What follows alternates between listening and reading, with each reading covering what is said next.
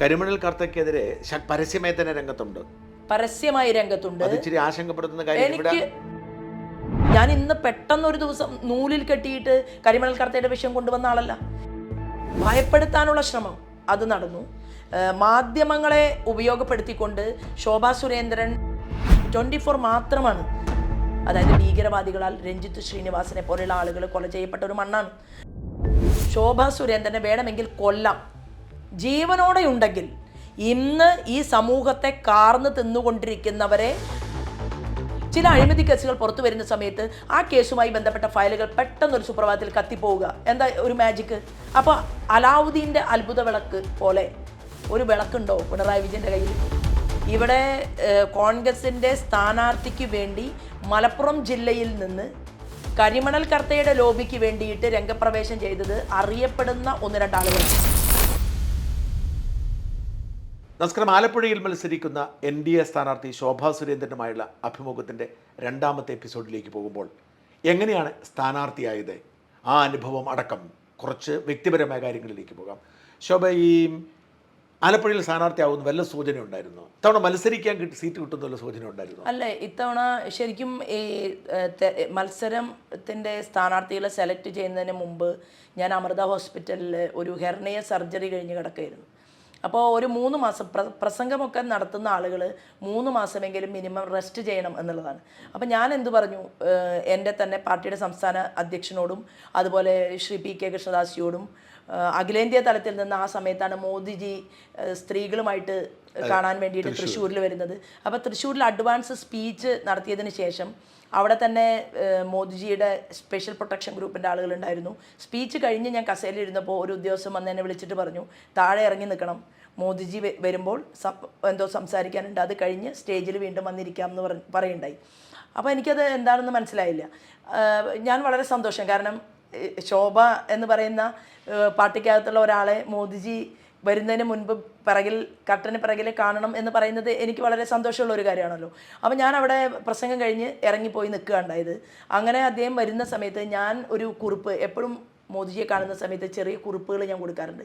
അത് കേരളത്തിൻ്റെ പൊതുസമൂഹത്തിന് വേണ്ടിയിട്ടുള്ള ചില കാര്യങ്ങളും ഞാൻ അറിയിക്കാറുണ്ട്, മറ്റു പല കാര്യങ്ങളും സംസാരിക്കാനൊക്കെ ഒരു അവസരം കിട്ടിയിട്ടുണ്ട്. അപ്പോൾ ഞാനൊരു കുറിപ്പിലെഴുതി, ഇങ്ങനെ ഞാൻ മത്സരരംഗത്ത് നിൽക്കാനായിട്ട് ആഗ്രഹിക്കുന്നില്ല, ധാരാളം പ്രസംഗിക്കാൻ, സ്ഥാനാർത്ഥി ഇത്ര എഫേർട്ട് എടുക്കണ്ടല്ലോ, സ്ഥാനാർത്ഥി അല്ലെങ്കിൽ ഇത്രയധികം പ്രവർത്തിക്കേണ്ട, കാറിൽ പോയി നിൽക്കുന്ന ആളുകൾക്ക് വേണ്ടി പ്രസംഗിച്ചാൽ മതി. അപ്പം ഞാൻ പറഞ്ഞു, എനിക്ക് ഈ പാർലമെൻറ്റ് തെരഞ്ഞെടുപ്പിൽ സ്ഥാനാർത്ഥി ആവണം എന്നുള്ള ആഗ്രഹമില്ല.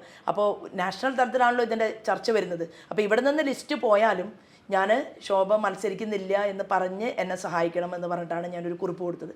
പക്ഷേ അതൊന്നും നടപ്പിലായില്ല. സുരേന്ദ്രൻ തന്നെ എന്നോട് പറഞ്ഞു, നിർബന്ധമായിട്ടും ശോഭ മത്സരരംഗത്ത് വരേണ്ടി വരും, അത് വേണം എന്നാണ് ഞാൻ പറയുന്നത് എന്ന് എന്നോട് പറഞ്ഞു സംസ്ഥാന ഭാരവാഹി യോഗം നടക്കുന്ന സമയത്ത്. പക്ഷേ വീണ്ടും ഞാൻ ഓർഗനൈസേഷൻ ജനറൽ സെക്രട്ടറി ഞങ്ങളുടെ സുഭാഷിയാണ്. അപ്പോൾ സുഭാഷിയെ കണ്ട് ഞാൻ പറഞ്ഞു, എനിക്ക് ശാരീരിക സ്ഥിതി ബുദ്ധിമുട്ടുണ്ട്. അപ്പം അദ്ദേഹം പറഞ്ഞു, ഇല്ല, അതായത് ഈ സുരേന്ദ്രൻ്റെ യാത്ര നടക്കുന്ന സമയത്താണ് എന്നെ പെട്ടെന്ന് ഹോസ്പിറ്റലൈസ് ചെയ്തത്. ഇത് പെട്ടെന്നാണല്ലോ വരുന്നത്. അപ്പോൾ ഹോസ്പിറ്റലൈസ് ചെയ്ത് സർജറി കഴിഞ്ഞ ഉടൻ ആദ്യത്തെ പ്രസംഗമാണ് തൃശ്ശൂരിലെ മോദിജി വരുന്ന സമയത്ത്. അതിൽ എനിക്ക് അഡ്വാൻസ് പ്രസംഗിക്കുന്നത്. അപ്പോൾ ഇത് ഉണ്ടെങ്കിലും ഈ മോദിജി വരുന്നതിന് മുൻപ് സംസാരിക്കുക എന്നുള്ളത് വലിയൊരു കൊതിയാണ്. കാരണം മോദിജി വരുമ്പോൾ വലിയ ആൾക്കൂട്ടവും, പക്ഷേ ടെൻഷൻ വരുന്ന ഒരു സമയമാണത്. അതായത് സാധാരണ റോഡിൽ നിൽക്കുന്നത് പോലെ പ്രസംഗം മനോഹരാവാറില്ല, പക്ഷെ ആളുകൾക്ക് ഇഷ്ടപ്പെടുന്നു എന്ന് മാത്രമേ ഉള്ളൂ. അപ്പോൾ അങ്ങനെ ഞാൻ ഈ കുറിപ്പ് കൊടുത്തു. പക്ഷേ കുറിപ്പ് കൊടുത്തു കഴിഞ്ഞിട്ടും എനിക്ക് മനസ്സിലായി എവിടെയെങ്കിലും ഒരു സ്ഥലത്ത് എന്തായാലും മത്സരിക്കേണ്ടി വരും എന്നുള്ളത്. പക്ഷെ പിന്നെ ഒരു ചോദ്യം ഉത്തരം ഒന്നും ഉണ്ടായില്ല. അഖിലേന്ത്യാ തലത്തിൽ നിന്ന് വളരെ പ്രധാനപ്പെട്ട 2 പേരെ തന്നെയാണ് വിളിച്ചു പറഞ്ഞു. ആലപ്പുഴ എങ്ങനെ സെലക്ട് ചെയ്തു എനിക്കറിയില്ല. അപ്പോൾ അവർ എന്നെ അഖിലേന്ത്യാ തലത്തിൽ നിന്ന് എനിക്ക് അറിയിപ്പുണ്ടായി. തീർച്ചയായിട്ടും ഏറ്റവും വലിയ ആൾ തന്നെ പറഞ്ഞു, എന്തായാലും മത്സരരംഗത്തുണ്ട്, തെക്കൻ കേരളത്തിലൊരു സീറ്റാണ്, അവിടെ പോയിരിക്കണം. പോകുമോ എന്നല്ല, പോയിരിക്കണം. ഈ 2014 പാലക്കാടും 19 ആറ്റിങ്ങലും, ഇതാ 2024 ആലപ്പുഴയൊക്കെ വന്നിരിക്കുന്നു. ഈ മാറി ഇങ്ങനെ പോകുന്നത് ഒരു ബുദ്ധിമുട്ടുണ്ടാക്കത്തില്ലേ? ഇത് ശരിക്കും വിജയസാധ്യതയൊക്കെ ബാധിക്കുന്നില്ലേ? അത് അല്ല, ഇപ്പം എനിക്ക് തോന്നുന്നത് പാലക്കാട് നമ്മൾ എൻ്റെ സ്വന്തം ജില്ല തൃശ്ശൂരാണല്ലോ. അപ്പോൾ തൃശ്ശൂരിൻ്റെ അടുത്താണ് പാലക്കാട്. അപ്പോൾ അടുത്തുള്ള ജില്ലയിൽ മത്സരിക്കാൻ കിട്ടുമ്പോഴുള്ള സന്തോഷം എന്ന് പറയുന്നത് നമ്മുടെ കുട്ടികൾ വീട്ടിലുണ്ടെങ്കിൽ നമുക്ക് ഓടിപ്പോയി അവരെ കാണാനുള്ളൊരു വലിയ ആഗ്രഹം ഉണ്ടാവും. ഇതിപ്പോൾ എനിക്ക് ഏത് സ്ഥലത്ത് മത്സരിക്കാൻ കിട്ടിയാലും എനിക്ക് 2 ആൺകുട്ടികളാണ്. അവർ ഒരാൾ 26 വയസ്സായി, ഒരാൾക്ക് 22 വയസ്സായി. രണ്ടാളും നാട്ടിലില്ല. ഒരാൾ ഇപ്പോൾ അമേരിക്കയിലാണ്. നമ്മുടെ ശശി തരൂരിന് ശേഷം സൗത്തിൽ നിന്ന് ആദ്യമായിട്ട് പബ്ലിക് പോളിസി കഴിഞ്ഞ ഒരു ചെറുപ്പക്കാരനാണ് ഇപ്പോൾ ഈ അടുത്ത കാലത്ത്. അപ്പോൾ അതിനുവേണ്ടിയും അതേ അമേരിക്കയിൽ കാലിഫോർണിയ ബർക്ക്ലി യൂണിവേഴ്സിറ്റിയാണ് സെലക്ട് ചെയ്തത്. 4 യൂണിവേഴ്സിറ്റികളിൽ ഒരുമിച്ച് അഡ്മിഷൻ കിട്ടിയിട്ടുണ്ടായിരുന്നു. അപ്പോൾ സ്കോളർഷിപ്പോടെ. അപ്പോൾ അത് കഴിഞ്ഞ് രണ്ടാമൻ നാഷണൽ ഫുട്ബോൾ പ്ലെയറാണ്. അപ്പോൾ അയാളും ഈ ഫുട്ബോൾ കളിയൊക്കെ ആയിട്ട് പല സ്ഥലങ്ങളിലും യാത്രയാണ്. പിന്നെ ഇപ്പോൾ ഒരു ആക്സിഡൻറ്റ് പറ്റി, ഞാൻ അന്ന് പറഞ്ഞിരുന്നു ഒരു പഴയൊരു ഇൻ്റർവ്യൂവിൽ, ആക്സിഡൻറ്റ് പറ്റിയതിന് ശേഷം കാലിൽ കുറച്ച് ഫ്രാക്ചർ ഉണ്ടായി. പിന്നെ കളി അത്ര കൂടുതൽ നടക്കുന്നില്ല. BBA മാർക്കറ്റിംഗ് ആണ് പഠിച്ചത്. പിന്നെ കാശ് പോക്കറ്റിൽ സ്വന്തമായിട്ട് വേഗം വെക്കണം എന്ന് ആഗ്രഹമുള്ള ഒരാളാണ്. അതായത് ആരോടും ചോദിക്കുന്നത് ഇഷ്ടമല്ല ആവശ്യങ്ങൾക്ക് വേണ്ടിയിട്ട്. അപ്പോൾ അമ്മ വേണമെങ്കിൽ എന്നോട് ചോദിക്കൂ, ഞാൻ അമ്മയ്ക്ക് പൈസ തരാമെന്ന് പറയുന്നത് അങ്ങനെ ഒരു ക്യാരക്ടർ ഇപ്പോൾ ജോലിയിലാണ്. അപ്പോൾ പ്ലേസ്മെൻറ്റിലൂടെ നല്ലൊരു സ്ഥാപനത്തിൽ തന്നെ ജോലി കിട്ടിയ അയാൾ ബാംഗ്ലൂരിൽ താമസിക്കുകയാണ്. വല്ലപ്പോഴാണ് ഒരു ദിവസം വരാനുള്ള സമയമുള്ളൂ. രണ്ടുപേരും ഇപ്പോൾ ഈ ഇലക്ഷൻ്റെ ഇടയിൽ വന്നിരുന്നു. ഫുൾ ടൈം പൊതുപ്രവർത്തനം അല്ല, ഫുൾ ടൈം. ഞാൻ പറഞ്ഞു, ഞാൻ എല്ലാ സ്ഥലത്തും ഞാൻ പറയുന്നുണ്ട്, കേരളത്തിന് ഏതൊരു ജില്ലയും എനിക്ക് ഒരുപോലെ തന്നെയാണ്. പാലക്കാട് പോയ സമയത്ത് അന്ന് പാലക്കാടിൽ ശക്തി ഉണ്ടായിരുന്നില്ല. 60,000 വോട്ടാണ് ഉണ്ടായിരുന്നത്. 60,000 വോട്ട് പക്ഷേ നമുക്ക് 1,38,650 കിട്ടി. അത് കഴിഞ്ഞ് ആറ്റിങ്ങലിൽ മത്സരിക്കാൻ പറഞ്ഞു. ആറ്റിങ്ങലിൽ മത്സരിക്കാൻ പറഞ്ഞ സമയത്ത് ആറ്റിങ്ങൽ ഒരു C ക്ലാസ് മണ്ഡലമായിരുന്നു. എന്നിട്ടും അതിനെ നമുക്ക് പിന്നീട് ഭാവിയിൽ അത് A+ ഉയർത്താൻ പറ്റി. അത് സംഘടനാപരമായിട്ട് നമുക്ക് നല്ലതല്ലേ? കാരണം BJPയുടെ പ്രവർത്തകന്മാർ കഠിന പ്രയത്നം ചെയ്തിട്ട് ഓരോ സ്ഥലങ്ങളിലും നമുക്ക് നല്ലൊരു ബൂം ഉണ്ടാക്കണം എന്ന് ആഗ്രഹിക്കുമ്പോൾ അവിടെ ആളുകൾക്ക് ഇഷ്ടമുള്ള ശോഭാ സുരേന്ദ്രൻ ഒരു ചെറിയ കെമിസ്ട്രിയും കൂടി വർക്കൗട്ട് ആവുമ്പോൾ അത് വലിയൊരു വോട്ടിലേക്ക് എത്തുകയെന്ന് പറഞ്ഞാൽ എനിക്ക് വളരെയധികം സന്തോഷമുണ്ട്. അപ്പോൾ ഇപ്പോൾ ഇവിടെ ആലപ്പുഴയിൽ വന്നു. ആലപ്പുഴ അത്ര നല്ലൊരു മണ്ഡലം തന്നെയാണ്. കാരണം 50,000 വോട്ടിൽ നിന്ന് ചിഹ്നത്തിൽ മത്സരിച്ച സമയത്ത് അത് 1.80 എത്തി കഴിഞ്ഞ തവണ. അപ്പോൾ ഈ 1.80 വളരെ സ്പീഡായിട്ടാണ് 5 കൊല്ലത്തെ വളർച്ച എന്ന് പറയുന്നത്. മറ്റൊന്ന്, ആലപ്പുഴയുടെ ഏറ്റവും വലിയൊരു പ്രശ്നം എന്ന് പറയുന്നത് നമ്മളറിയാതെ ഭീകരവാദ പ്രവർത്തനത്തിൻ്റെ ഒരു വിധ്വംസക ശക്തികൾ പതിയിരിക്കുന്ന ഒരു ഇടമാണ് ആലപ്പുഴ. അപ്പോൾ ഈ ആലപ്പുഴയിൽ നിന്ന് ദേശീയ ഏജൻസി വന്ന ആളുകളെ അറസ്റ്റ് ചെയ്ത് കൊണ്ടുപോകുമ്പോഴാണ് തൊട്ടടുത്ത വീട്ടിലെ മുസ്ലിം കുടുംബക്കാർ മനസ്സിലാക്കുന്നത്, അയ്യോ ഇത്രയും രാജ്യദ്രോഹ പ്രവർത്തനം നടത്തിയ ആളാണ് ഇത്രയും സ്നേഹമായിട്ട് നമ്മളോട് വ്യവഹരിച്ചിരുന്നത്. നാളെ അവരുടെ കുട്ടികളെയും ഇതിലേക്ക് ഈ തീവ്രവാദത്തിലേക്ക് ആകർഷിച്ചു കൊണ്ടുപോകാം. ഇപ്പം കണ്ണൂരിലെ ഉമ്മ എന്താ പറഞ്ഞത്? കണ്ണൂരിലെ ഉമ്മയുടെ മകൻ ഫയാസ് പെയിൻറ് പണിക്കാരനായിരുന്നു. അപ്പോൾ പെയിൻറ് പണിക്ക് വേണ്ടി രാവിലെ പോവും, രാത്രിയാകുമ്പോൾ തിരിച്ചു വരും. തിരിച്ചു വന്ന് ഉമ്മ ഉറങ്ങിക്കഴിഞ്ഞാൽ വീണ്ടും ഇറങ്ങി രാത്രി കാണില്ല, രാവിലെ ആവുന്ന സമയത്തും കാണില്ല. കാരണം ഞാൻ ആ ഉമ്മയെ കാണാൻ പോയ ആളാണ്. ഉമ്മയുടെ മനസ്സെന്താണ് എന്നൊന്ന് അറിയാൻ, ആശ്വസിപ്പിക്കാൻ, ഒരു ആശ്വാസം കൊടുക്കാൻ, കൂടെ ഒരു ഉമ്മ എന്നുള്ള രീതിയിൽ അല്ലെങ്കിൽ ഒരു അമ്മ എന്നുള്ള രീതിയിൽ അവരെ ഒന്ന് അറിയാനായിട്ട് ഞാൻ ഈ ഭീകരവാദ പ്രവർത്തനത്തിൻ്റെയൊക്കെ കുറേ കാര്യങ്ങൾ പഠിക്കുകയും അതിൻ്റെ പിറകിലൊക്കെ കുറേ യാത്ര ചെയ്ത ആളാണ്.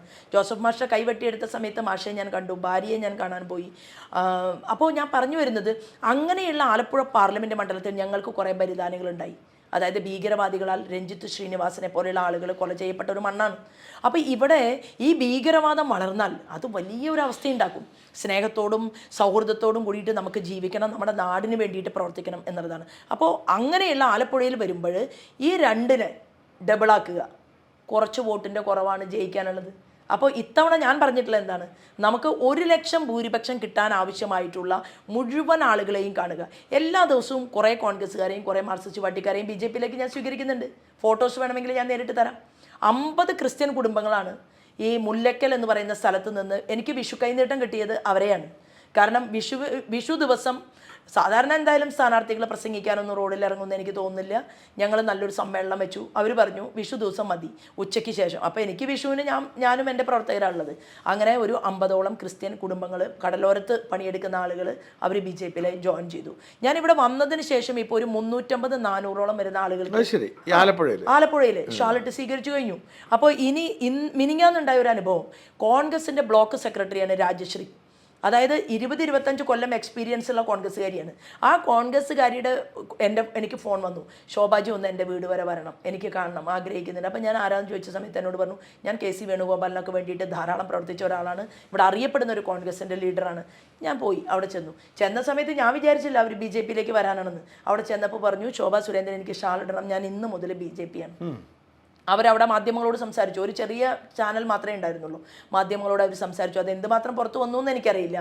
ഇന്നലെ എനിക്കുണ്ടായ ഒരു അനുഭവം, ഞാൻ റോഡിലൂടെ പ്രചരണ യാത്രയുടെ ഭാഗമായിട്ട് പോകുമ്പോൾ ഒരു സ്ത്രീ, എനിക്ക് നേരത്തെ പരിചയമുണ്ട് അവരെ, അവർ ഓടി വരുന്നു. അപ്പോൾ ഞാൻ വിചാരിച്ചു ഇത് BJP-യുടെ പ്രോഗ്രാമിലേക്ക് എങ്ങനെ ഇവർ വന്നത്. കേരള കോൺഗ്രസ് മാണി ഗ്രൂപ്പിൻ്റെ സ്റ്റേറ്റ് ലീഡറാണ്. അപ്പോൾ വന്നു കഴിഞ്ഞ് എന്നെ കെട്ടിപ്പിടിച്ചിട്ട് പറഞ്ഞു, ഞാൻ മാണി കോൺഗ്രസിൻ്റെ ആളാണ്, ഞാൻ ഇങ്ങനെ വന്ന് ഒരു താമരപ്പൂവ് തന്ന് പോകാൻ വേണ്ടിയാണ് വന്നത്. ഞാൻ പറഞ്ഞു, അങ്ങനെ താമരപ്പൂവ് തന്ന് പോകാനായിട്ട് ഞാൻ വിടില്ല. എന്നെ കാണാനും എന്നെ കെട്ടിപ്പിടിക്കാനും വന്നാൽ അതിനർത്ഥം മോദിയുടെ ഗ്യാരണ്ടിയിൽ വിശ്വാസമുണ്ട് എന്നാണ്. നാളെ മുതൽ BJP ആവണം. ആ സ്കൂട്ടിയും എടുത്ത് ഈ സംസ്ഥാന നേതാവ് 5 കിലോമീറ്റർ എൻ്റെ ഈ പ്രചരണ ജാഥയുടെ കൂടെ അവർ റോഡ് മുഴുവൻ വന്നു. എന്നിട്ട് എന്നോട് രാത്രി വിളിച്ച് പറഞ്ഞു, ശോഭാജി തീരുമാനിക്കുന്ന ദിവസം ഞാൻ പാർട്ടിയിൽ ജോയിൻ ചെയ്യും. പരസ്യമായിട്ടാണ് വരുന്നത്. അപ്പോൾ അത്രയ്ക്കും ആളുകളുടെ മനസ്സ് BJP-യോട് അല്ലെങ്കിൽ നരേന്ദ്രമോദിജിയോട്, ശോഭയോട് ഇഴുകിച്ചേർന്നുവെങ്കിൽ അതിനർത്ഥം വലിയ മാറ്റം ഉണ്ടാകുന്നല്ലേ. ഈ സിറ്റിംഗ് MP ആയ ആരിഫ്, അദ്ദേഹം ഇവിടുത്തെ ഒരു വലിയ പരിചയസമ്പന്നനല്ലേ, അത് ബാധിക്കത്തില്ലേ? അല്ല, പക്ഷേ ഇദ്ദേഹത്തിൻ്റെ പാർട്ടിക്കകത്ത് പോലും അദ്ദേഹത്തിനോടുള്ള ഒരു നിലപാട് എന്താണ്? കേരളത്തിൽ 19 കോൺഗ്രസ് MP-മാരും ഒരു മാർക്സിസ്റ്റ് MP-യുമാണ് വിജയിച്ചത്. ഈ മാർക്സിസ്റ്റ് MP വിജയിച്ച ആൾ എന്താണ് ജനങ്ങളുടെ മുന്നിൽ പ്രൂവ് ചെയ്യേണ്ടത്? ഞാൻ കോൺഗ്രസ്സുകാരേക്കാൾ നല്ല MP-യാണ് എന്നല്ലേ? അങ്ങനെയായിരുന്നുവെങ്കിൽ തോട്ടപ്പള്ളിയിലെ ഏറ്റവും വലിയ വിഷയമാണ് കരിമണൽ ഖനനം. ഈ കരിമണൽ ഖനനവുമായി ബന്ധപ്പെട്ടുകൊണ്ട് ആരിഫിന് വളരെ പരിചയമുള്ള ആളായിരുന്നു അവിടുത്തെ ബ്രാഞ്ച് കമ്മിറ്റി മെമ്പർ സജീവൻ, തോട്ടപ്പള്ളിയിലെ സജീവൻ. ആ സജീവൻ കൊല ചെയ്യപ്പെട്ടു. സജീവനെ ആരാ കൊന്നത്? സജീവൻ്റെ ഭാര്യയെ കാണാൻ ഞാൻ പോയി. ഞാൻ ദത്തെടുത്തിട്ടുണ്ട് സജീവൻ്റെ ഭാര്യയെ. കാരണം അവർക്ക് ആരുമില്ല. അവരുടെ ഭാഗത്തു നിന്നുണ്ടായ തെറ്റല്ല അത്, അവരുടെ ഭാഗത്തു നിന്നുണ്ടായ ഒരു കമൻ്റ് എന്ന് പറയുന്നത് പാർട്ടി സജീവനെ കൊലപ്പെടുത്തിയിരിക്കുകയാണ്. കാരണം കരിമണൽ കർത്തയ്ക്കെതിരെ പരസ്യമായിട്ട് രംഗത്ത് വരികയും ജില്ലാ കമ്മിറ്റി യോഗത്തിൽ വരെ യോഗം നടക്കുമ്പോൾ ഇടിച്ച് കയറി യോഗസ്ഥലത്തേക്ക് ചെന്ന്, മാർക്സിസ്റ്റ് പാർട്ടിയുടെ കാര്യം അറിയാമല്ലോ, മാർക്സിസ്റ്റ് പാർട്ടി എന്ന് പറഞ്ഞാൽ നല്ലൊരു ഇരുമ്പ് മറയുള്ള പ്രസ്ഥാനമാണ്. ആ പ്രസ്ഥാനത്തിനകത്തേക്ക് ചെന്ന് അവരുടെ ലീഡർഷിപ്പ് എടുത്ത തീരുമാനത്തിനെതിരായി വെല്ലുവിളിച്ച് സംസാരിച്ച സജീവനെ കൊലപ്പെടുത്തിയിട്ട് പറയുകയാണ്, സജീവൻ കടലിൽ പോയതാണെങ്കിൽ കടലമ്മ തിരിച്ച് ഡെഡ് ബോഡിയെങ്കിലും തരണ്ടേ. അപ്പോൾ സജീവനെ ഓട്ടോറിക്ഷ സ്റ്റാൻഡിൽ കൊണ്ടുപോയി ഇറക്കിയാൽ ഇവിടെ ജീവിച്ചിരിക്കുന്നുണ്ട്. എന്താണ് പിണറായി വിജയൻ്റെ പോലീസ് അന്വേഷിക്കണമെന്ന് എന്താ ആരിഫ് ആവശ്യപ്പെടാത്തത്? അപ്പോൾ ഇവിടെ ആരിഫ് എന്ന് പറയുന്ന MP, ഞാൻ പറയുന്നത് എന്നെക്കുറിച്ച് അവരും പറയട്ടെ, ഞാൻ ചൂണ്ടിക്കാണിക്കുന്നത് ആരിഫ് എന്ന് പറയുന്ന MP-ക്ക് ഏറ്റവും അടുപ്പമുള്ള ഒരു MLA എന്ന് പറയുന്നത് സലാമാണ്. ഈ ആരിഫും സലാമും PDP-യുടെയും അതുപോലെ തന്നെ തീവ്രവാദ സംഘടനകളുമായിട്ട് ഞങ്ങൾ ഒരു രീതിയിലും സഹകരിക്കില്ല എന്ന് പറയാൻ തയ്യാറാവണ്ടേ? ആലപ്പുഴയിൽ പ്രാദേശികമായിട്ടാകട്ടെ, ആലപ്പുഴ ജില്ലയിലൊട്ടാകെ ആകട്ടെ, ഒരു പ്രമുഖനായിട്ടുള്ള ലീഡർ എന്നുള്ള രീതിയിൽ ആരിഫ് എടുക്കേണ്ട തീരുമാനം എന്താണ്? AK ഗോപാലിൻ്റെ പാർട്ടിയാണ്, സഖാവ് കൃഷ്ണപിള്ളയുടെ പാർട്ടിയാണ്. പട്ടിണി ജാഥ നടത്തിക്കൊണ്ട് കമ്മ്യൂണിസ്റ്റ് പ്രസ്ഥാനത്തെ ഈ സമൂഹത്തിൻ്റെ മുഖ്യധാരയിലേക്ക് പാവപ്പെട്ടവനെ കൊണ്ടുവരാൻ ശ്രമിച്ചവരുടെ പാർട്ടിയുടെ ലീഡർ ഒരു പ്രത്യേക വിഭാഗത്തിന് വേണ്ടി മാത്രം, അതും സാധാരണക്കാരായിട്ട് പാവപ്പെട്ട മുസ്ലിങ്ങൾക്ക് വേണ്ടിയല്ല. അപ്പോൾ അങ്ങനെയായിരുന്നുവെങ്കിൽ കടലോരത്ത് ജീവിക്കുന്ന മുസ്ലിം സുഹൃത്തുക്കൾക്ക് വേണ്ടിയിട്ടുള്ള പാക്കേജ് നരേന്ദ്രമോദിജിയുടെ കൂടെയുള്ള പർഷോത്തം രൂപാലാജിക്ക് കൊടുക്കുമായിരുന്നു, പാർലമെൻറ്റിൽ ചോദ്യം ചോദിക്കുമായിരുന്നു. പിന്നെ ഇദ്ദേഹത്തെ ഒന്നും അങ്ങനെ അത്ര ഒരു തെരഞ്ഞെടുപ്പിൽ അവരവരുടെ വോട്ട് പിടിക്കണം, ഇത്രയേ എനിക്കുള്ളൂ. ഈ കരിമണൽ കർത്തയ്ക്കെതിരെ പരസ്യമായി തന്നെ രംഗത്തുണ്ട്. ഇച്ചിരി ആശങ്കപ്പെടുത്തുന്ന കാര്യം, ഇവിടെ വലിയ സ്വാധീനമില്ലായിട്ടുള്ളൂ. അല്ല, വലിയ സ്വാധീനമുണ്ട്. സ്വാധീനം എന്ന് പറയുന്നത് എന്താണ്? ജനങ്ങളുണ്ടല്ലോ, ജനങ്ങൾ തീരുമാനിച്ചു കഴിഞ്ഞാൽ, അത് പാവപ്പെട്ടവൻ തീരുമാനിച്ചാലും വ്യവസായി തീരുമാനിച്ചാലും, വ്യവസായിക്ക് ഒരു വോട്ട്, പക്ഷെ വ്യവസായിയുടെ പെട്ടിയിലുള്ള പണത്തിന് ചില ആളുകളെയൊക്കെ പണാധിപത്യം കൊണ്ട് അട്ടിമറിക്കാനുള്ള ചില ശ്രമങ്ങളൊക്കെ ചെയ്യാൻ പറ്റും. ഞാൻ കഴിഞ്ഞ ദിവസം മനസ്സിലാക്കി, ഇവിടെ കോൺഗ്രസിൻ്റെ സ്ഥാനാർത്ഥിക്ക് വേണ്ടി മലപ്പുറം ജില്ലയിൽ നിന്ന് കരിമണൽ കർത്തയുടെ ലോബിക്ക് വേണ്ടിയിട്ട് രംഗപ്രവേശം ചെയ്തത് അറിയപ്പെടുന്ന 1-2 ആളുകളാണ്.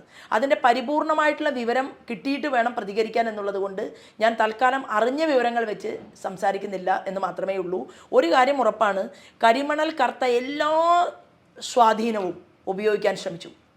അതായത് ശോഭാ സുരേന്ദ്രൻ ഈ വിഷയം പ്രസംഗിക്കാതിരിക്കാൻ, ഈ വിഷയം ദേശീയ ഏജൻസി മുമ്പാകെ അറിയിക്കാതിരിക്കാൻ ഏതെല്ലാം വാതിലുകളിലൂടെ കടന്നു പോകാൻ സാധിക്കുമോ അവിടേക്കെല്ലാം കരിമണൽ കർത്ത പോയിട്ടുണ്ട്. പക്ഷെ വ്യക്തമായി ഞാൻ ആലപ്പുഴയിലെ ജനങ്ങളുടെ മുന്നിൽ പറഞ്ഞിട്ടുണ്ട്, ശോഭാ സുരേന്ദ്രനെ വേണമെങ്കിൽ കൊല്ലാം, ജീവനോടെ ഉണ്ടെങ്കിൽ ഇന്ന് ഈ സമൂഹത്തെ കാർന്ന് തിന്നുകൊണ്ടിരിക്കുന്നവരെ പൊതുസമൂഹത്തിൻ്റെ മുന്നിൽ തുറന്ന് കാണിക്കാൻ, അതിനി എന്ത് നഷ്ടപ്പെട്ടാലും വിഷയമില്ല എന്നുള്ളതാണ്. 10 വോട്ടിന് വേണ്ടി നാടിനെ ഒറ്റിക്കൊടുക്കുന്ന ഒരു സമീപനം ശോഭാ സുരേന്ദ്രൻ്റെ ഭാഗത്ത് നിന്ന് ഒരാളും പ്രതീക്ഷിക്കേണ്ട എന്ന് തന്നെയാണ് അമ്മമാർക്കിടയിൽ, ജനങ്ങൾക്കിടയിൽ ഞാൻ പ്രഖ്യാപിച്ചിട്ടുള്ളത്.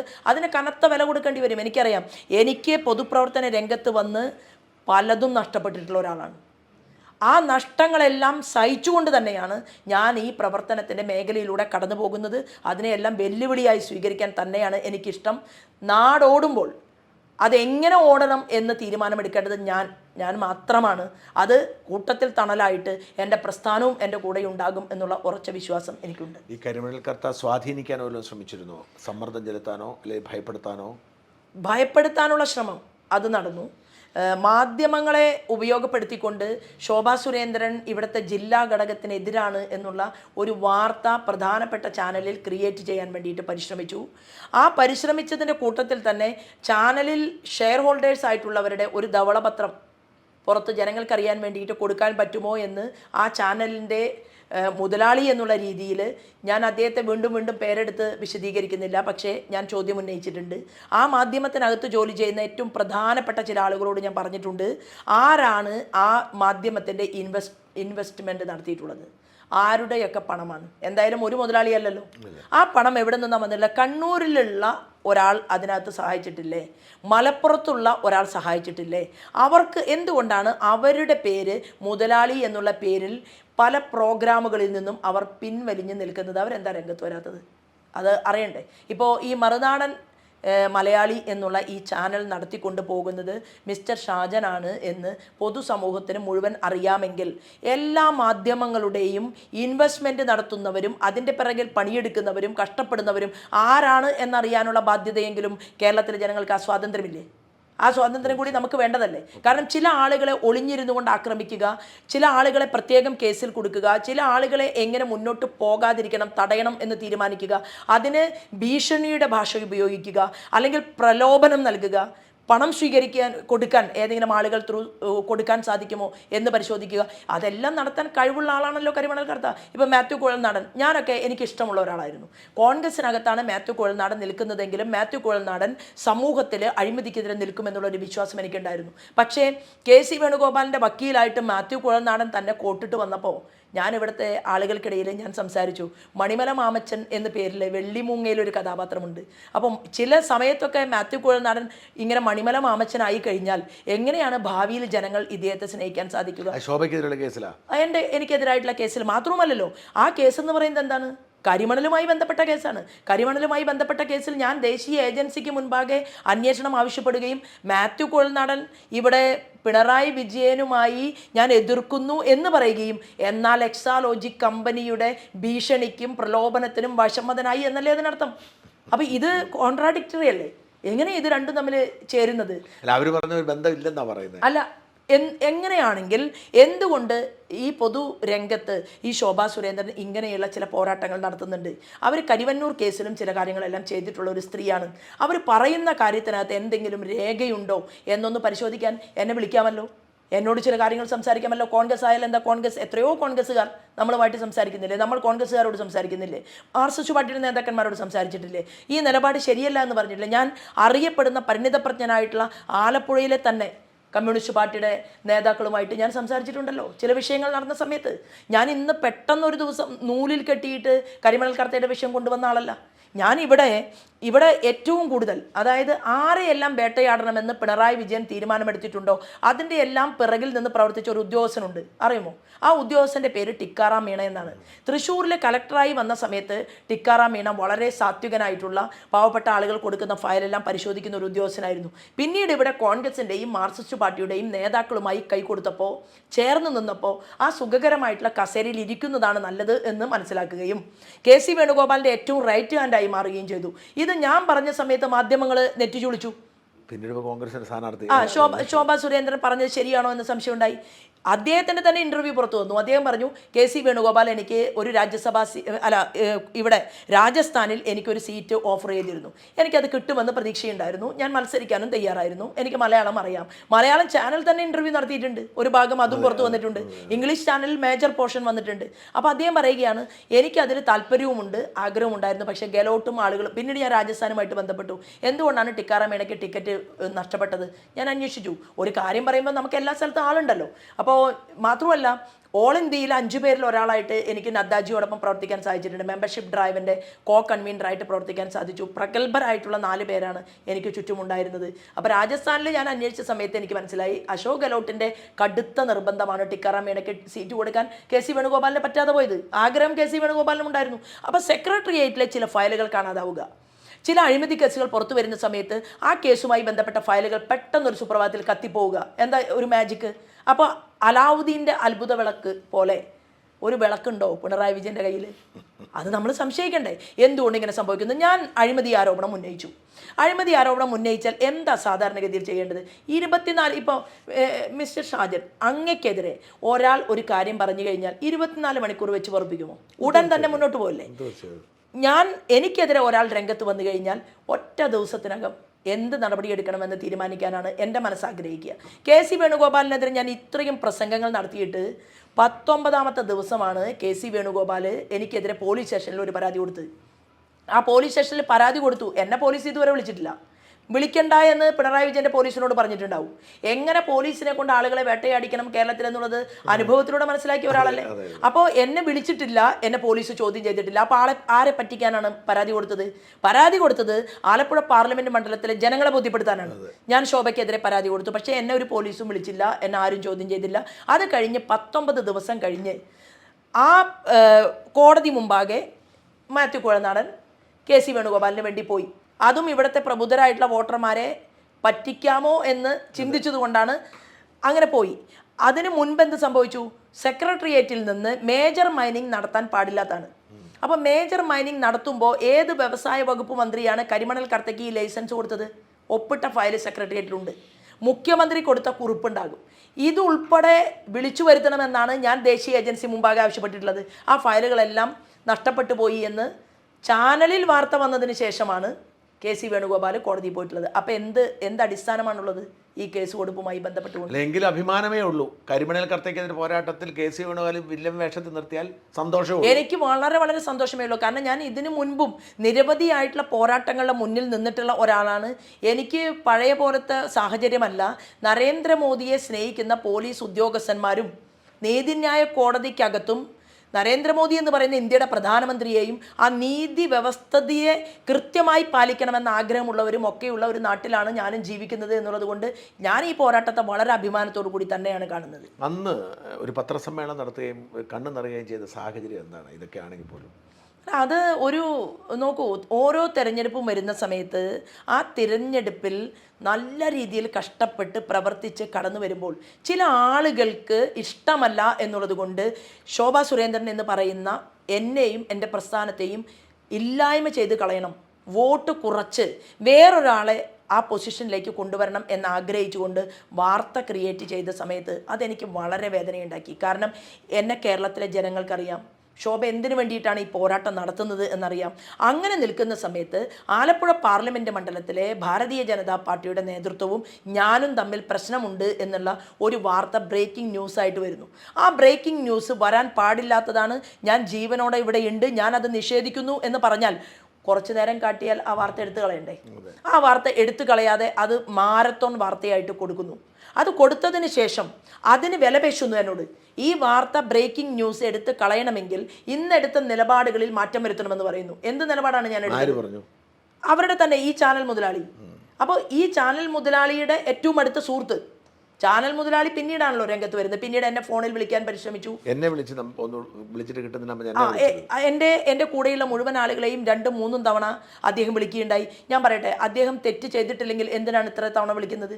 വിളിക്കേണ്ട ആവശ്യമില്ലല്ലോ. അപ്പോൾ അദ്ദേഹം മനസ്സിലാക്കേണ്ടത്, ഞാൻ ഏതാനും കുറച്ച് നോട്ടുകെട്ടുകൾക്ക് വേണ്ടിയിട്ടോ അല്ലെങ്കിൽ ജീവിത പ്രാരാബ്ദത്തിൻ്റെ മുന്നിലോ ഒന്നും തലകുനിച്ച് നിൽക്കുന്ന ഒരാളല്ല. വളരെ സന്തോഷത്തോടും സ്നേഹത്തോടും കൂടി പറഞ്ഞല്ലോ, ശോഭയെ എനിക്ക് വളരെ വലിയ ഇഷ്ടമാണ്. ശോഭയെ ഇഷ്ടമാണ് ചാനലിൻ്റെ മുതലാളിക്കെങ്കിൽ ശോഭ ഫൈറ്റ് ചെയ്ത് ഇവിടുത്തെ ഒരു പൊതുസമൂഹത്തിന് വേണ്ടി ഫൈറ്റ് ചെയ്ത് കയറി വരുമ്പോൾ ശോഭയെ എങ്ങനെയെങ്കിലും സഹായിക്കണം. എങ്ങനെ സഹായിക്കണം? ആ സ്ത്രീ ചെയ്യുന്ന പ്രവർത്തനം കൂടുതലൊന്നും വേണ്ട, ആ സ്ത്രീ ചെയ്യുന്ന പ്രവർത്തനം പ്രേക്ഷകരിലേക്ക് എത്തിക്കണമെന്നല്ലേ സഹായം വേണ്ടത്? നശിപ്പിക്കുകയാണോ സഹായം എന്ന് പറയുന്നത്? അതവിടെ നിൽക്കട്ടെ. കാരണവും എന്നോട് പറഞ്ഞല്ലോ. കാരണം പറഞ്ഞത് എന്താണ്? നരേന്ദ്രമോദിജിയുടെ ഏറ്റവും വലിയ ഒരു പരിപാടി, പത്തനംതിട്ടയിൽ നടക്കുന്ന പരിപാടിയിൽ ഞാൻ ശ്രീമാൻ വെള്ളാപ്പള്ളി നടേശനെ കുറിച്ച് പ്രസംഗിച്ചു. ഞാൻ എന്താ പറഞ്ഞത്? ഈഴവ സമൂഹത്തിൽപ്പെട്ടിട്ടുള്ള സ്ത്രീകൾക്കും അമ്മമാർക്കും ഒരുപാട് പരാധീനതകളുണ്ടായിരുന്നു. ആ പരാധീനതകൾ പരിഹരിക്കാൻ വേണ്ടിയിട്ടുള്ള സാഹചര്യം ഇദ്ദേഹത്തിൻ്റെ ഭാഗത്തു നിന്ന് സംഘടനാ മെഷീനറിയിലൂടെ ഉണ്ടാക്കി ആ സമുദായത്തിന് അദ്ദേഹം കൊടുത്തു എന്നാണ് ഞാൻ പറഞ്ഞത്. അതിന് ഞാനൊരു ഉദാഹരണം സംസാരിച്ചതാണ്. അപ്പോൾ ഇത്രയും വൃത്തികെട്ട രീതിയിൽ നിങ്ങൾ എന്തുകൊണ്ട് പ്രസംഗിച്ചു എന്ന് ചോദിക്കുകയും ആ പ്രസംഗം കഴിഞ്ഞ് അന്ന് രാത്രി 10:30 ധർമ്മവേദിയുടെ പേരിൽ നോട്ടീസ് ഇറങ്ങി. ഈ നോട്ടീസ് അറിയപ്പെടുന്ന പലരുടെയും ഫേസ്ബുക്ക് പേജിലിട്ടു, എനിക്ക് വാട്സപ്പിൽ അയച്ചു തന്നു. അതിൽ വ്യക്തമായിട്ട് എഴുതിയിട്ടുണ്ട്, ശ്രീമാൻ വെള്ളാപ്പള്ളി നടേശൻ്റെ കാല് പിടിച്ച് വോട്ടുകൾ തേടുന്ന ഒരു സ്ഥാനാർത്ഥിയാക്കി എന്നെ വളരെയധികം തേജോവധം ചെയ്യുന്ന രീതിയിൽ, അതായത് അങ്ങനെയാണോ ചെയ്യേണ്ടത്? ഞാൻ പറഞ്ഞ എന്താണ്, ഈ സമുദായത്തിനു വേണ്ടി ശ്രീമാൻ വെള്ളാപ്പള്ളി നടേശൻ കഷ്ടപ്പെടുന്നുണ്ട് എന്നുള്ള കാര്യത്തിൽ യാതൊരു തർക്കവുമില്ല. ആ കഷ്ടപ്പാട് അദ്ദേഹം നടത്തുന്നത് കൊണ്ടാണ് ഇന്ന് ആ സമുദായത്തിനകത്ത് നിന്ന് ഡോക്ടർമാരും എഞ്ചിനീയർമാരും അവിടെ അവർ സംഘടന കൊണ്ട് സ്വാതന്ത്ര്യം നേടുകയല്ലേ. ഇത് ഞാൻ സുകുമാരൻ സാറിനെ കുറിച്ചും പറയും. ഞാൻ സുകുമാരൻ സാറിനെ കുറിച്ച് പറയുന്നത് എന്താണ്? കേരളത്തിൽ നിൽക്കേണ്ട ഓരോ സമയത്തും സാംസ്കാരിക മൂല്യത്തെ ഉയർത്തിപ്പിടിക്കാൻ വേണ്ടി, ആധ്യാത്മികതയെ ഉയർത്തിപ്പിടിക്കാൻ വേണ്ടി അദ്ദേഹം നിന്നിട്ടുണ്ട്. ആ നിന്ന കാര്യങ്ങൾ നമ്മൾ പറയണ്ടേ? അത് അദ്ദേഹം നമുക്ക് പരസ്യമായിട്ട് എന്തെങ്കിലും ശോഭാ സുരേന്ദ്രന് വേണ്ടി പറഞ്ഞതുകൊണ്ടല്ല, സമൂഹത്തിന് വേണ്ടി പ്രവർത്തിക്കുന്നു. അത് കണ്ടാൽ നമുക്ക് കണ്ടില്ലെന്ന് നടിക്കാൻ പറ്റില്ലല്ലോ. അപ്പോൾ അതിൻ്റെ പേരിൽ എന്നെ കൃത്യമായി ടാർഗറ്റ് ചെയ്തുകൊണ്ട് അറിയപ്പെടുന്ന മാധ്യമ പ്രവർത്തകരെ എന്നെ വിളിക്കുകയും ശോഭ ഈ നിലപാട് മാറ്റണമെന്ന് പറയുകയും ഞാൻ തയ്യാറല്ല എന്ന് പറഞ്ഞപ്പോൾ നോട്ടീസ് ഇറക്കുകയും ഒക്കെ ചെയ്ത് എന്നെ പരീക്ഷിക്കാൻ മുന്നോട്ട് വന്ന സമയത്ത് പിന്നീട് നമുക്കൊരു സംസാരത്തിൻ്റെ ആവശ്യമില്ല എന്നുള്ളതാണ്. ശത്രുപക്ഷത്താണ് നിൽക്കുന്നതെന്ന് ബോധ്യപ്പെട്ടാൽ പിന്നെ എന്തിനാണ് സംസാരിക്കുന്നത്? ആ ചാനൽ എനിക്ക് തോന്നുന്ന റിപ്പോർട്ടറും അല്ല, ഓൺലി 24 മാത്രമാണ് ഇത്തരത്തിൽ ഒരു വാർത്തയുമായിട്ട് എന്നെ വേറെ ഒരു മാധ്യമവും അത്തരം വിഷയങ്ങളുമായിട്ട് നമ്മുടെ മുന്നിലേക്ക് വന്നിട്ടില്ല എന്നുള്ളതാണ്.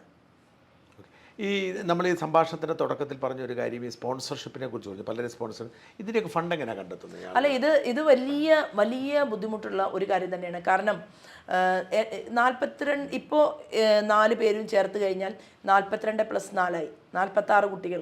അപ്പോൾ അതിൽ ഒരാൾ ഇപ്പം പാലാ ബ്രില്യൻറ്റിൽ പഠിക്കുന്നുണ്ട്. ആ പഠിക്കുന്ന ആൾക്ക് എന്തായാലും വലിയ രീതിയിൽ എൻ്റെ മകന് കിട്ടിയ പോലെ തന്നെ റാങ്ക് കിട്ടി അവൻ മിടുക്കനായിട്ട് മാറും, അവൻ ഡോക്ടറാവും. പക്ഷെ അവന് ഡോക്ടർ ആവാൻ വേണ്ടിയിട്ടുള്ള സമയമുണ്ടല്ലോ, ആ സമയം വരെ അവനെ നോക്കണം.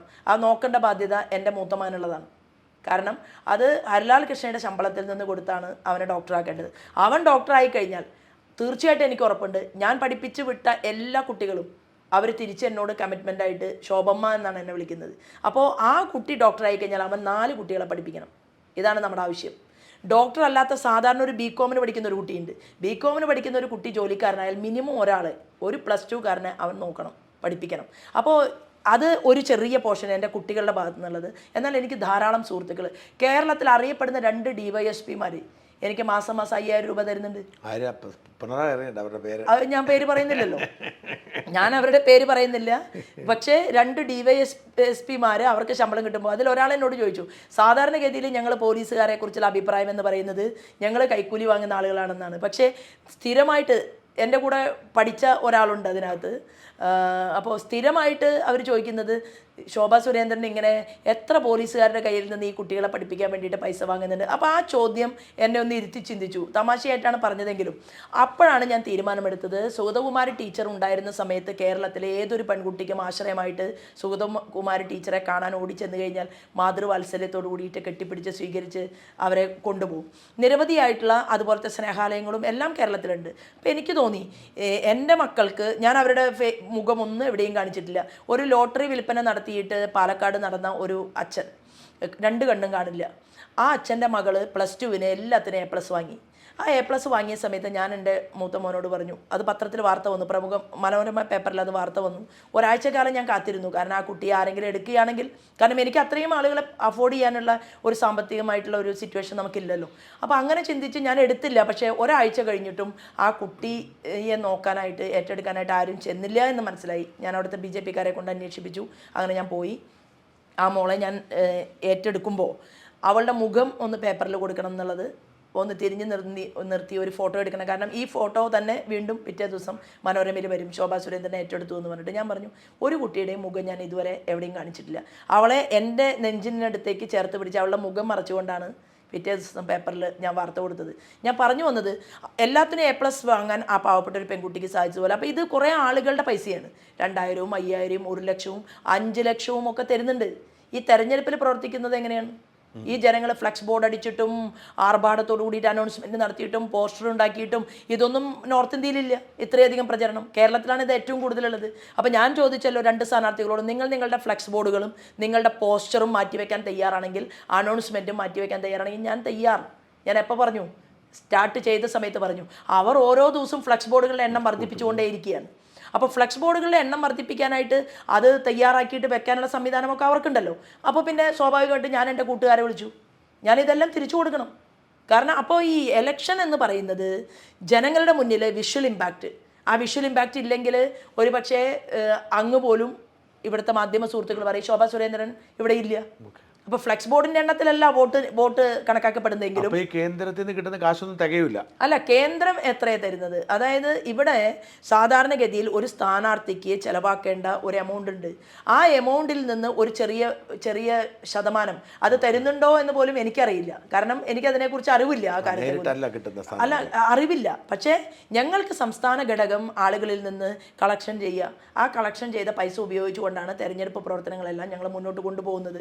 അപ്പോൾ സ്വാഭാവികമായിട്ടും ഇങ്ങനെ നിലനിൽക്കുന്ന ഒരു സാഹചര്യത്തിൽ ഞാൻ തീരുമാനിച്ചു ഒരു ചാരിറ്റബിൾ ട്രസ്റ്റ്, ആ ട്രസ്റ്റ് ഉണ്ടാക്കണം. അപ്പോൾ ആ ട്രസ്റ്റിൻ്റെ ഒരു പാറ്റേണായിട്ട് ആധ്യാത്മിക മേഖലയിലുള്ള ഉദിത് ചൈതന്യ സ്വാമിജി അവരുണ്ട്. ഒരാൾ ഇവിടെ നിന്ന് പോണ്ടിച്ചേരിയിൽ നിന്നുള്ള ഒരു മിനിസ്റ്ററാണ്, ഗാർഗി എന്ന ആ ട്രസ്റ്റിന് പേരിട്ടു. അപ്പോൾ അതിലൂടെ കുറേ കാര്യങ്ങൾ ചെയ്യണം എന്നാണ്. വലിയൊരു ഇനാഗുറേഷൻ പ്രോഗ്രാം വെക്കണം എന്ന് ആഗ്രഹമുണ്ട്. പക്ഷേ ചെറിയ കാര്യങ്ങളായിട്ട് അത് മുന്നോട്ട് പോകുന്നു, ഒന്നും നടന്നിട്ടില്ല. ഇപ്പോൾ ഈ തെരഞ്ഞെടുപ്പ് പ്രവർത്തനത്തിന് വേണ്ടിയിട്ട് ശോഭയെ ഇഷ്ടപ്പെടുന്ന ആളുകൾക്ക് പണം തരണമെങ്കിൽ എന്ത് ചെയ്യണം? അല്ല, എനിക്ക് തരാൻ പറ്റില്ല. കാരണം ഇപ്പോൾ ഉദാഹരണത്തിന് ഒരു ജ്വല്ലറി നടത്തുന്ന ഒരു മുതലാളി, പല ആളുകളുണ്ടല്ലോ, കട നടത്തുക, തുണിക്കട നടത്തുന്നവർ, അങ്ങനെയുള്ള ബിസിനസ്സുകാർ. ഞാൻ ആലപ്പുഴയിൽ പ്രസംഗിക്കുന്നുണ്ടല്ലോ, ഇത് നിങ്ങളുടെ പണമാണ്. അതായത് KC വേണുഗോപാലും ആരിഫും ശോഭാ സുരേന്ദ്രനും ഒക്കെ തെരഞ്ഞെടുപ്പ് പ്രവർത്തനത്തിൽ നിൽക്കുന്ന സമയത്ത് ഇത് ജനങ്ങളുടെ കൂടി പണമാണ് എന്നുള്ള ഓർമ്മ മനസ്സിൽ വെച്ചുകൊണ്ട് നല്ല രീതിയിൽ പ്രവർത്തിക്കുന്ന ഒരാളെ സെലക്ട് ചെയ്യണമെന്നുള്ളത് ഞാൻ അവരോടും പറയുന്നത്. അവർ ജില്ലാ കമ്മിറ്റിക്കാണ് തരുന്നത്. അതായത് അത് പറ്റില്ല. അതായത് ജില്ലാ കമ്മിറ്റിയുടെ ഒരു അക്കൗണ്ട് ഉണ്ടാകും. ആ അക്കൗണ്ടിലേക്ക് എന്നെ സഹായിക്കുന്ന ആളുകൾക്ക് പൈസ തരാൻ പറ്റും. അത് ജില്ലാ പ്രസിഡന്റിന് അത് മാറിയെടുത്തുകൊണ്ട് അതിനെ ഉപയോഗപ്പെടുത്തുക, അങ്ങനെ പറ്റത്തുള്ളൂ. പിന്നെ ഞാൻ ഒന്നുകൂടെ കാര്യം ചോദിച്ചാൽ, ഈ മോദിജി ഒരു കത്ത് അയച്ചെന്ന് വാർത്ത കണ്ടു. എന്താണ് സംഭവിച്ചത്? ഇപ്പോൾ കഴിഞ്ഞ ദിവസം ഒരു കത്ത് വന്നെന്ന് പറയുന്നത് മോദിജി. അല്ല, അത് മോദിജി ആ കത്തിൽ എഴുതിയിരിക്കുന്നത് മോദിജിയുടെ ടീമിനോടൊപ്പം അതിശക്തമായിട്ട് നിൽക്കാനും പ്രവർത്തിക്കാനും ഒക്കെ ശോഭാ സുരേന്ദ്രനെയും പ്രതീക്ഷിക്കുന്നു എന്നുള്ള രീതിയിൽ ഒരു കത്ത്, അത് എല്ലാ വീടുകളിലേക്കും കൊടുക്കാൻ വേണ്ടിയിട്ടുള്ള ഒരു കത്താണ് കിട്ടിയിട്ടുള്ളത്. അപ്പോൾ ഈ കത്ത് മോദിജി എല്ലാവർക്കും അയക്കുന്നുണ്ടോ? ഇല്ല. അല്ല, ഈ കത്ത് എനിക്ക് അയച്ചതിൽ എനിക്ക് വളരെ സന്തോഷമുണ്ട്. അതിൽ വളരെയധികം ഊർജം പ്രവർത്തകർക്കും കിട്ടിയിട്ടുണ്ട്. പ്രൈം മിനിസ്റ്റർ തന്നെ നേരിട്ട് നമുക്കൊരു കത്ത് തരുന്നു എന്നുള്ളതിൽ വളരെ സന്തോഷം. പക്ഷേ കേന്ദ്രമന്ത്രിയാക്കുക എന്നുള്ള പരിഗണനയോടെയാണോ മോദിജിയുടെ ടീം എന്ന് പറയുമ്പോൾ സ്വാഭാവികമായിട്ടും? അല്ല, അതിനെക്കുറിച്ചിട്ടും ഞാൻ അത്ര വലിയ ഒരു മിനിസ്റ്റർ ആയാൽ ഏറെ കാര്യങ്ങൾ ചെയ്യാൻ പറ്റും. MP ആയാൽ ഒരു മാതൃക MP ആയിട്ട് പ്രവർത്തിക്കാൻ പറ്റും. അതിനനുസരിച്ച് കൂടുതൽ സമയം കൊടുക്കുക എന്നുള്ളത്. ഞാൻ ചോദിക്കേണ്ടത്, ഇപ്പം പൊതുപ്രവർത്തനത്തിലേക്ക് ഒരു ഇൻസ്പിറേഷനായിട്ട് വരികയാണ് ചെയ്തത്. ഇപ്പോൾ ഇത്രയും ദീർഘകാലം പ്രവർത്തിച്ചപ്പോൾ എന്താ തോന്നുന്നു? പഴയ ഒരു ദാരിദ്ര്യത്തിൻ്റെ ഒരു ജീവിതം ഉണ്ടല്ലോ, അതിൽ നിന്ന് ഈ പൊതുപ്രവർത്തനത്തിലേക്കുള്ളൊരു വരവും അതിൻ്റെ ത്യാഗവും. നോക്കൂ, ഒരു വളരെ കുഗ്രാമത്തിൽ നിന്ന്, സാധാരണക്കാരുടെ ഒരു വീട്ടിൽ നിന്ന് 8ാം ക്ലാസ്സിൽ പഠിക്കുന്ന സമയത്താണ് എനിക്ക് എൻ്റെ അച്ഛൻ നഷ്ടപ്പെടുന്നത്. അപ്പം അച്ഛൻ ക്യാൻസർ പേഷ്യൻ്റ് ആയിരുന്നു. ആ സമയത്ത് ചികിത്സിക്കാൻ പോലും പൈസയില്ലാതെ എന്ത് ചെയ്യണമെന്ന് അറിയാതെ നിൽക്കുന്ന ഒരാളായിരുന്നു എൻ്റെ അമ്മ. പക്ഷേ എൻ്റെ അമ്മയ്ക്ക് വലിയ മാനസികമായിട്ടുള്ളൊരു കരുത്തുള്ള ഒരു സ്ത്രീയാണ്. അമ്മയ്ക്ക് അന്ന് 50 വയസ്സാണ് പ്രായം. ആ 50 വയസ്സുള്ള സമയത്ത് അച്ഛൻ 55 വയസ്സിലാണ് എൻ്റെ അച്ഛൻ നഷ്ടപ്പെടുന്നത്. അപ്പോൾ ക്യാൻസർ രോഗബാധിതനായിട്ട് അച്ഛനെ അമല ഹോസ്പിറ്റലാണ് കിടത്തിയത്. ഈ അമല ഹോസ്പിറ്റൽ തൃശ്ശൂരാണ്. ഞങ്ങളുടെ വീട് വടക്കാഞ്ചേരി നിയോജകമണ്ഡലത്തിൽ തെക്കങ്കര പഞ്ചായത്തിലാണ്.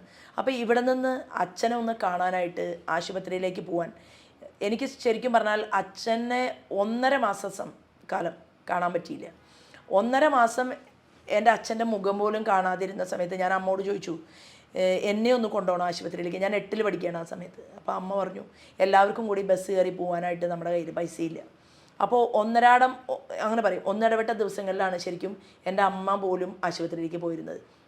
അപ്പോൾ ആ സമയത്ത് ചെറിയ കുട്ടിയായതുകൊണ്ട് എന്നെ അച്ഛന് വളരെയധികം വാത്സല്യം സ്നേഹമൊക്കെ ഉണ്ടായിരുന്നു. അച്ഛൻ്റെ ഓർമ്മകൾ എന്ന് പറയുന്നത് ശരിക്കും പറഞ്ഞാൽ പാടത്ത് നിലം ഒഴുകാൻ വേണ്ടിയിട്ട് പോകുന്ന അച്ഛൻ, ആ ഉച്ച നേരമായി കഴിഞ്ഞാൽ സ്കൂളില്ലാത്ത ദിവസം അച്ഛന് കഞ്ഞി കൊണ്ടു പോകുന്നൊരു പരിപാടിയുണ്ട്. ഞാനാണ് അത് കൊണ്ടുപോകുക. കാരണം ഞാൻ എത്രയും സ്പീഡായിട്ട് നടക്കണ ഒരു കുട്ടിയാണ്. അപ്പോൾ അമ്മ ഇത് കഞ്ഞി നന്നായിക്കുമ്പോൾ എന്നോട് അച്ഛൻ പറയും, ഒരു മതിലുണ്ട് ഞങ്ങളുടെ നാട്ടിൽ, ആ മതിലിരുന്നിട്ട് കുറച്ച് കഞ്ഞി കുടിക്കുക.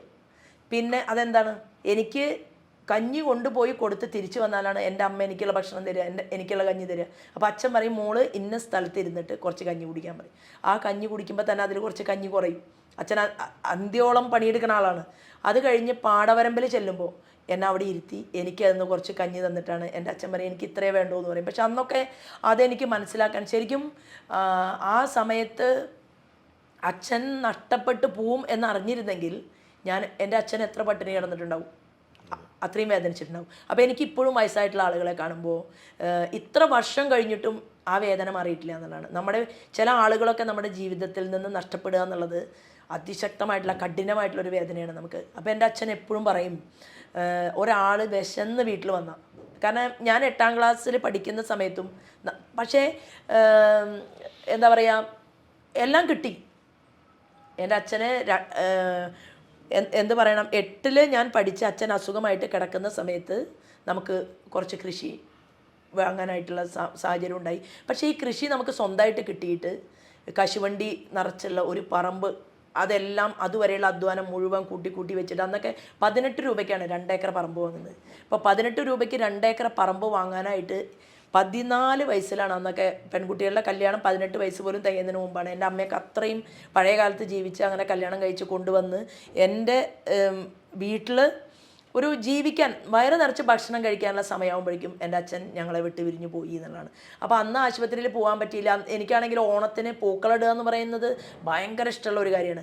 ഒരിക്കലും വീട്ടിൽ നിന്ന് പുറത്തിറക്കാത്ത പെൺകുട്ടികളെ വരെ ഞാൻ കൈപിടിച്ച് പൂവോട്ടിക്കാൻ വേണ്ടി കൊണ്ടുപോകും. ഞാനായിരുന്നു അവിടുത്തെ സൈക്കിള് തൊട്ടടുത്ത വീട്ടിലുള്ള ആൾക്കുണ്ട്. ആ സൈക്കിള് കടം വാങ്ങി സൈക്കിള് ചവിട്ടുന്ന ഏക പെൺകുട്ടി ഞാൻ മാത്രമായിരുന്നു ആ നാട്ടിൽ. അപ്പോൾ അയാൾ എന്നോട് പറയുകയും ചെയ്യും, സുര എന്നാണ് പേര്. സുര പറയും, ഇത് നിൻ്റെ സൈക്കിളല്ലോ. ഇടയ്ക്ക് വഴക്കുണ്ടാക്കുമ്പോൾ പറയും, എൻ്റെ സൈക്കിളല്ല, എൻ്റെ സൈക്കിൾ ചവിട്ടി പവർ കാണിക്കണ്ടെന്ന് പറയും. മനസ്സിലായോ? അപ്പോൾ അങ്ങനെ ആ സമയത്ത് എൻ്റെ അമ്മയുടെ കൂടെ ഞങ്ങൾ കഠിനമായി നിൽക്കുകയും പ്രവർത്തിക്കുകയും ഒക്കെ ചെയ്തു. പക്ഷേ ആ അച്ഛൻ്റെ ഒരു വേർപ്പെടില്ല. അപ്പോൾ ഞാൻ മക്കളോട് എപ്പോഴും ഈ കഥകൾ പറയും. എൻ്റെ മോൻ വലിയ ആളായി, മൂത്താൾ വലിയ ശമ്പളം ഉണ്ടായി. എന്നോട് പറഞ്ഞു, അമ്മയ്ക്ക് വലിയൊരു വീടാണ് ഞാൻ വെച്ച് തരാൻ പോകുന്നത്. അമ്മയ്ക്ക് സമ്മാനമായിട്ട് ഞാൻ ഒരു വലിയ കാറ്, ഇന്നോവ കാറാണ് വാങ്ങി തരാൻ പോകുന്നത്. അപ്പോൾ ഞാൻ പറഞ്ഞു, ഇന്നോവ കാറ് സമ്മാനമായി മേടിച്ചിട്ട് ലോണായിട്ടാണല്ലോ മേടിച്ചു തന്നിരിക്കുന്നത്. അപ്പോൾ അവൻ പറഞ്ഞു, ലോണ് വാങ്ങണം, കാരണം മുഴുവൻ തരാനായിട്ട് എൻ്റെ ഇപ്പോൾ പൈസ അങ്ങനെ എനിക്ക് വേറെ ഈ വീടിന് വേണ്ടിയിട്ട് കൂട്ടി വെക്കുകയാണ്. അപ്പോൾ ഞാൻ ആലോചിക്കുകയാണ്, ചിലപ്പോൾ എൻ്റെ അച്ഛന് ഇതൊക്കെ കാണുമ്പോൾ നമ്മളങ്ങനെയല്ലേ വിചാരിക്കുക, ആത്മാക്കളുണ്ടല്ലോ. ഞാൻ അങ്ങനെയൊക്കെ വിശ്വസിക്കുന്ന ഒരാളാണ്. എൻ്റെ സുപ്രീം കോടതി ഗുരുവായൂരപ്പനാണ്. എന്നെ ജീവിതത്തിൽ ഏറ്റവും കൂടുതൽ കരയിച്ച ഒരു സമയം കഴക്കൂട്ട ഇലക്ഷൻ സമയത്താണ് ഉണ്ടായത്. ഞാൻ ജീവിതത്തിൽ ഒരിക്കലും കാണാത്ത ആളാണ് പാലക്കാടുള്ള ഐസക് എന്ന് പറയുന്ന ആൾ. ആ ഐസക്കിൻ്റെ ശബ്ദരേഖ എൻ്റെ ശബ്ദവുമായിട്ട് മിക്സ് ചെയ്തിട്ടാണ് അന്ന് കഴക്കൂട്ടം ഇലക്ഷനിൽ ഇറക്കിയത്. ഐസക് എവിടെയെങ്കിലും ഇരുന്നിട്ട് എന്നെ ഇത് കേൾക്കുന്നുണ്ടെങ്കിൽ അയാൾക്ക് എന്തായാലും ഒരു ശിക്ഷ ഗുരുവായൂരപ്പൻ്റെ ഭാഗത്തു നിന്ന് ഉണ്ടാവും എന്നുള്ള കാര്യത്തിൽ ഒരു തർക്കമില്ല. അയാൾ പിണറായി വിജയൻ്റെ പാലക്കാടിലെ വലങ്കയ്യാണ്. പക്ഷേ പൊതുരംഗത്ത് മാർക്സിസ്റ്റ് പാർട്ടിയുടെ ചുമതലകൾ ഏറ്റെടുക്കാതെ രഹസ്യമായിട്ട് നിൽക്കുകയും വലിയ മാളിൽ പാർട്ട്ണർഷിപ്പ് ഒക്കെ ഉള്ള ഒരാളാണ്. പക്ഷെ ഞാൻ അയാളെ വിളിച്ചു. ഞാൻ ചോദിച്ചു, നിങ്ങൾ എന്തെങ്കിലും എന്നെ നേരിട്ട് ജീവിതത്തിൽ കണ്ടിട്ടുണ്ടോ? ഇല്ല. കാണാത്ത നിങ്ങൾ, ഞാൻ വേറൊരാളോട് സംസാരിക്കുന്ന പോർഷൻ എടുത്ത് മിക്സ് ചെയ്തിട്ട് നിങ്ങൾ സംസാരിച്ചു.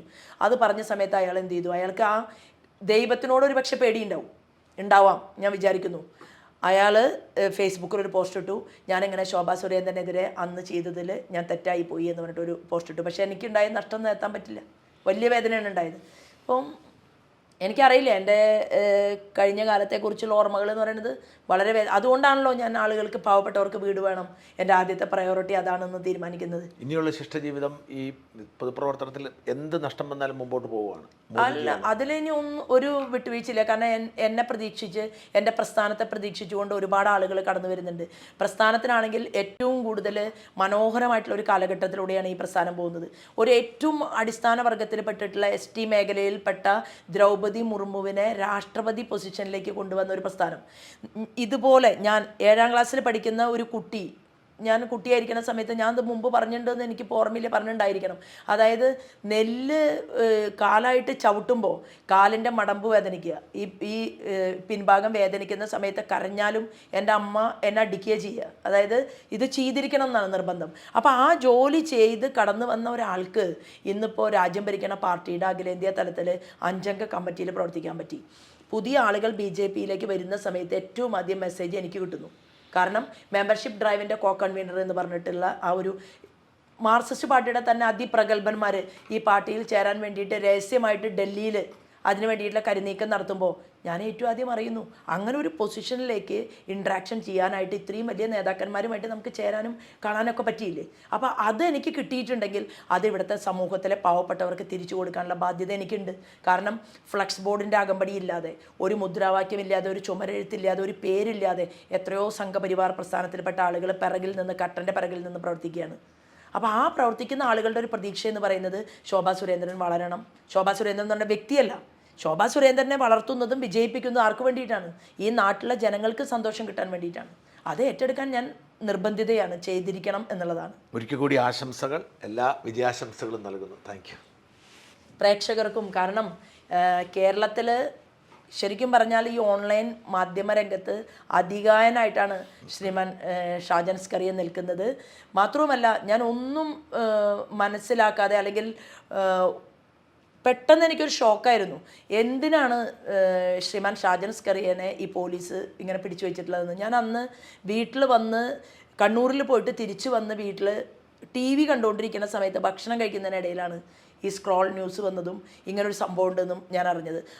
ആ സമയത്ത് എനിക്ക് ഉണ്ടായിട്ടുള്ളത് ഒരു ഷോക്കും ഒരു വേദനയാണ്. കാരണം ഇത്രയും നല്ല കാര്യങ്ങൾ സമൂഹത്തോട് പറയുന്ന ആളുകളുടെ ഒരു വലിയ, എനിക്ക് തോന്നുന്നത് രാഷ്ട്രീയക്കാരെക്കാളും ചിലപ്പോൾ വല്ല പാർലമെൻറ്റ് തിരഞ്ഞെടുപ്പിൽ നിന്നാൽ ജയിക്കാൻ വരെ സാധ്യതയുള്ള ഒരാളാണ് ശ്രീമാൻ ഷാജൻ സ്കറിയ എന്നാണ് എനിക്ക് തോന്നിയിട്ടുള്ളത്. അപ്പോൾ ഇങ്ങനെയൊക്കെ നിൽക്കാനും പ്രവർത്തിക്കാനും സാധിക്കുന്ന ഒരാൾ, അദ്ദേഹത്തെക്കുറിച്ച് ഇങ്ങനെ ഒരു ന്യൂസ് വന്നു, എനിക്ക് അവിടെ വരാൻ പറ്റി. ഒന്നും ഞാൻ മനസ്സിൽ വിചാരിച്ചിട്ടോ അതൊന്നും മനസ്സിലാക്കിയിട്ടോ അല്ല ഞാൻ വന്നത്. എനിക്ക് മനസ്സിലാകുന്ന ഒരേ ഒരു കാര്യം എന്ന് പറയുന്നത്, നല്ല കാര്യങ്ങൾ സമൂഹത്തിന് വേണ്ടി പറയുന്നു, ചെയ്യുന്നു. ഒരുപാട് ആളുകളുടെ വേട്ടയാടലിന് വിധേയമായിരിക്കുന്നു. അപ്പോൾ വേട്ടയാടപ്പെടുന്നവരുടെ ഒരു കൂട്ട് പ്രതിനിധി ഭാവിയിൽ ഉണ്ടാകണം. അതിന് നേതൃത്വം കൊടുക്കണം എന്നാണ് എനിക്ക് പറയാനുള്ളത്. കാരണം ഞങ്ങളെപ്പോലെയുള്ള ആളുകളെയൊക്കെ ഏത് സമയത്താണ് എന്താണ് ആളുകൾ ചെയ്യുക എന്ന് പോലും അറിയുന്നില്ല.